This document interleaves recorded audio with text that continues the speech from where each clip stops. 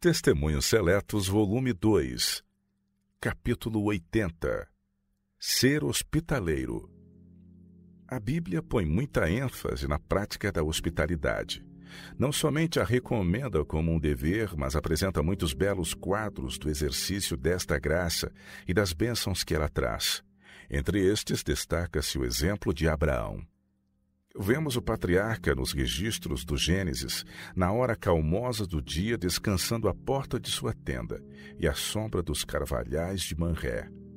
Passam perto 3 viajantes, não fazem nenhuma solicitação de hospitalidade e de nenhum favor, mas Abraão não lhes permite continuar o caminho sem se refrigerarem. É um homem idoso, revestido de dignidade e riqueza, pessoa altamente honrada e habituada a mandar. Todavia, ao ver esses estranhos, correu da porta da tenda ao seu encontro e inclinou-se à terra. Dirigindo-se ao principal, disse: Meu senhor, se agora tenho achado graça nos teus olhos, rogo-te que não passes de teu servo. Gênesis 18, versos 2 e 3. Trouxe com as próprias mãos água para que eles lavassem de seus pés o pó da viagem. Ele próprio escolheu-lhes o alimento. Enquanto descansavam à fresca sombra, Sara, sua esposa, preparou-se para os hospedar. E Abraão ficou respeitosamente ao lado deles enquanto lhe recebiam a hospitalidade. Mostrou-lhes essa bondade como simples viajantes, estrangeiros em trânsito, os quais talvez nunca mais lhe cruzassem o caminho. Finda a hospitaleira refeição, porém, os hóspedes se rebelaram. Ele servira não apenas a anjos celestes, mas ao glorioso comandante deles, a seu Criador, Redentor e Rei. E foram expostos a Abraão os conselhos do céu, e ele foi chamado o amigo de Deus. Ló, sobrinho de Abraão, conquanto houvesse estabelecido seu lar em Sodoma, estava possuído do espírito de bondade e hospitalidade do patriarca. Vendo ao cair da noite 2 estrangeiros à porta da cidade, e conhecendo os perigos que certamente os assaltariam naquela ímpia cidade, Ló insistiu com eles para irem para sua casa. Não pensou absolutamente no perigo que poderia resultar para ele próprio e sua família. Fazia parte da obra de sua vida proteger os que corriam risco e cuidar dos que não tinham lar. E o ato bondosamente praticado para com 2 desconhecidos viajantes introduziu anjos em seu lar. Aqueles a quem ele procurou proteger vieram a protegê-lo a ele próprio. Ao cair da noite, ele os levara à sua própria porta para pô-los em segurança. Ao alvorecer, eles o levaram e a sua família para fora da porta da cidade condenada, a fim de os pôr a salvo. Tais atos de cortesia foram reputados por Deus suficientemente importantes para serem registrados em sua palavra. E mais de 1000 anos depois, esses atos foram mencionados por um inspirado apóstolo. Não vos esqueçais da hospitalidade, porque por ela alguns, não o sabendo, hospedaram anjos. Hebreus 13, verso 2. O privilégio concedido a Abraão e a Ló não nos é negado a nós. Mostrando hospitalidade aos filhos de Deus, nós também podemos receber-lhe os anjos em nossa morada. Mesmo nos dias atuais, anjos em forma humana entram no lar dos homens e são aí hospedados por eles. E os cristãos que vivem à luz do rosto de Deus estão sempre acompanhados por anjos invisíveis, e esses seres santos deixam após si uma bênção em nosso lar. Dado a hospitalidade, Tito 1, verso 8, eis uma das especificações mencionadas pelo Espírito Santo como devendo assinalar uma pessoa apta a assumir responsabilidades na igreja. E a toda a igreja é feita a recomendação, sendo hospitaleiros uns para os outros sem murmurações. Cada um administre aos outros o dom como o recebeu, como bons despenseiros da multiforme graça de Deus. 1 Pedro 4, versos 9 e 10. Princípios de hospitalidade. Estas admoestações têm sido estranhamente negligenciadas. Mesmo entre os que professam ser cristãos, pouco exercida é a verdadeira hospitalidade. Entre nosso próprio povo, não é considerada como deve ser a oportunidade de ser hospitaleiro, como um privilégio e uma bênção. Há positivamente muito pouca sociabilidade, muito pouca disposição de fazer lugar para mais 2 ou 3 à nossa mesa de família sem embaraço ou ostentação. Alguns alegam ser demasiado incômodo. Não será se dissestes, não fizemos nenhum preparativo especial, mas sois bem-vindos a participar do que temos. Para o hóspede inesperado, um bom acolhimento é muito mais apreciado do que a mais trabalhosa preparação. É negar a Cristo fazer para as visitas preparativos que exigem tempo que de direito pertence ao Senhor. Nisto cometemos roubo para com Deus e prejudicamos igualmente a outros. Com preparar uma elaborada hospedagem, muitos privam a própria família da necessária atenção, e seu exemplo leva outros a imitá-los. Fadigas e preocupações desnecessárias são criadas pelo desejo de fazer alarde ao hospedar visitas. A dona de casa trabalha excessivamente a fim de preparar grande variedade para a mesa. Por causa dos muitos pratos preparados, os hóspedes comem demais, e doença e sofrimento provenientes do demasiado trabalho de um lado e de comer excessivamente do outro, eis o resultado. Esses elaborados banquetes são um fardo e um dano. Mas o Senhor requer que cuidemos dos interesses de nossos irmãos e irmãs. O apóstolo Paulo deu um exemplo disso.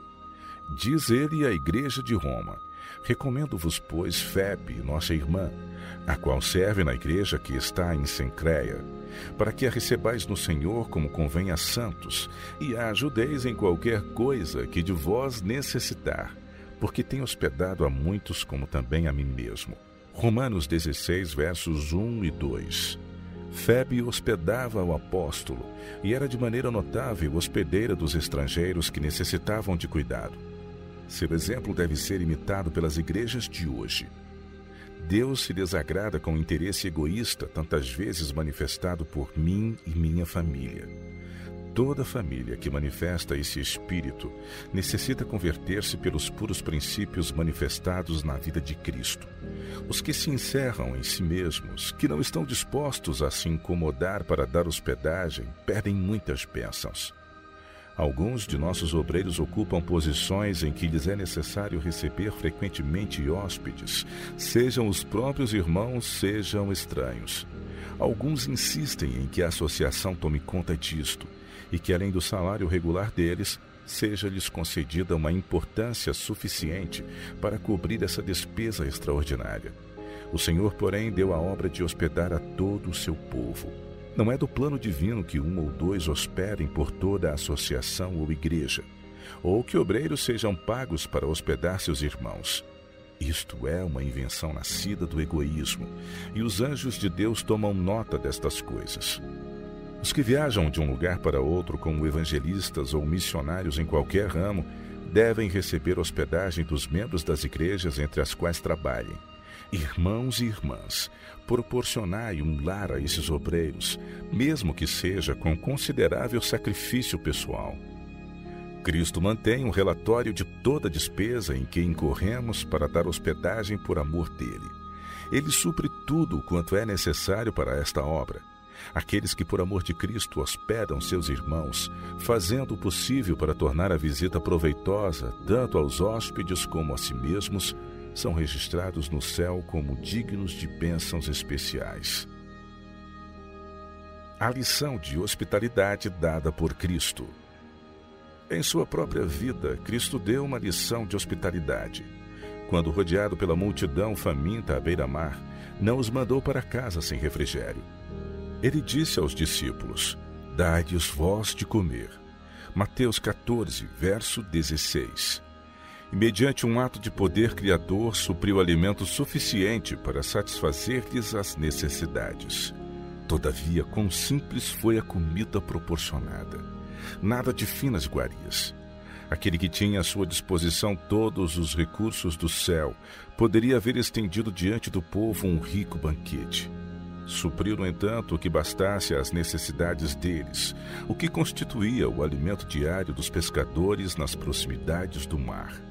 Caso os homens fossem hoje simples em seus hábitos, vivendo em harmonia com as leis da natureza, haveria abundante provisão para todas as necessidades da família humana. Haveria menos necessidades imaginárias e mais ensejos de trabalhar segundo a maneira de Deus. Cristo não procurava atrair os homens a si, satisfazendo-lhes o desejo de manjares deliciosos. A simples refeição que ele proveu foi uma garantia, não somente de seu poder, mas de seu amor, do terno cuidado que tinha por eles nas necessidades comuns da vida. E ao alimentá-los com os pães de cevada, dava-lhes também a comer o pão da vida. Aí está o nosso exemplo. Nossa comida pode ser simples e mesmo escassa. Podemos ter nossa sorte com a pobreza. Talvez nossos recursos não sejam maiores do que os dos discípulos com os 5 pães e os 2 peixinhos. Todavia, ao nos pormos em contato com os que necessitam, Cristo nos manda: dai-lhes vós de comer. Lucas 9, verso 13. Cumpre-nos repartir daquilo que temos, e ao darmos, Cristo verá que nos seja suprida a falta. Lede em relação com isto a história da viúva de Sarepta. A esta mulher em uma terra pagã, enviou Deus seu servo num tempo de fome, a fim de pedir alimento. Porém, ela disse: vive o Senhor teu Deus, que nem um bolo tenho, senão somente um punhado de farinha numa panela e um pouco de azeite numa botija. E vês aqui, apanhei 2 cavacos e vou prepará-lo para mim e para o meu filho, para que o comamos e morramos.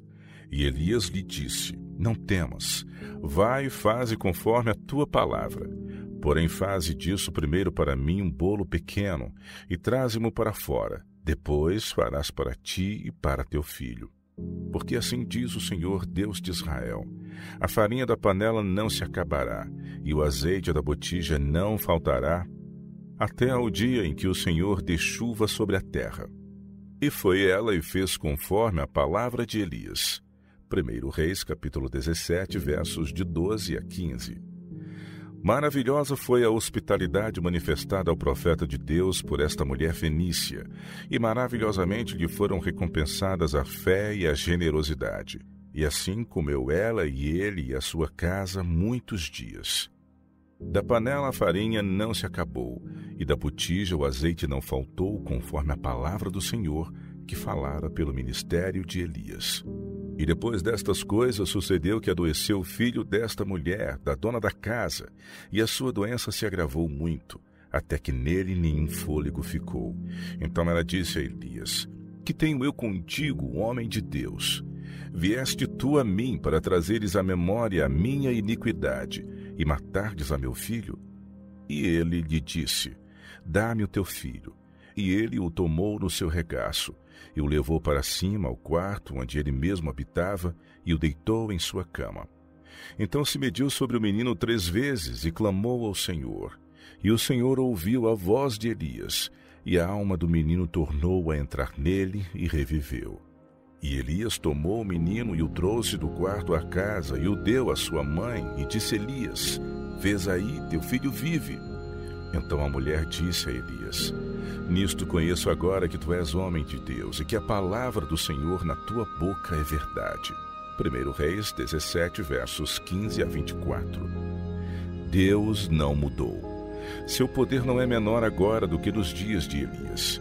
E não menos garantida é agora do que quando foi proferida por nosso Salvador a promessa dada por ele: quem recebe um profeta em qualidade de profeta, receberá galardão de profeta. Mateus capítulo 10, verso 41.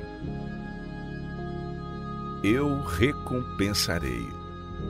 A seus fiéis servos hoje, da mesma maneira que a seus primeiros discípulos, aplicam-se as palavras de Cristo: quem vos recebe, a mim me recebe, e quem me recebe a mim, recebe aquele que me enviou. Mateus 10, 40. Ato algum de bondade praticado em seu nome deixará de ser reconhecido e recompensado. E no mesmo terno reconhecimento, Cristo inclui até o mais fraco e mais humilde da família de Deus. E qualquer que tiver dado, diz ele, só que seja um copo de água fria a um destes pequenos, os que são como crianças em sua fé e seu conhecimento de Cristo, em nome de discípulo, em verdade vos digo que de modo algum perderá o seu galardão. Mateus 10, 42. A pobreza não nos deve excluir de manifestar hospitalidade. Cumpre-nos partilhar o que temos. Pessoas há que lutam para ganhar a subsistência e têm grande dificuldade para conseguir que sua renda chegue para as necessidades. Amam, porém, a Jesus na pessoa de seus santos e estão prontos a manifestar hospitalidade a crentes e descrentes, procurando tornar proveitosas suas visitas. À mesa da família, assim como ao seu altar, os hóspedes são bem-vindos. Os momentos de oração impressionam os que recebem hospedagem, e mesmo uma visita pode significar a salvação de uma alma da morte. O Senhor leva em conta essa obra dizendo: eu recompensarei. Irmãos e irmãs, convidai para a vossa casa os que estão precisando de hospedagem e de bondosa atenção. Não façais luxo, mas ao ver de sua necessidade, levai-os para casa e mostrai-lhes genuína hospitalidade cristã. Há preciosos privilégios no intercâmbio social. Nem só de pão viverá o homem. Mateus 4, verso 4. E como repartimos com outros nosso alimento material, assim devemos comunicar esperança e ânimo e amor cristão.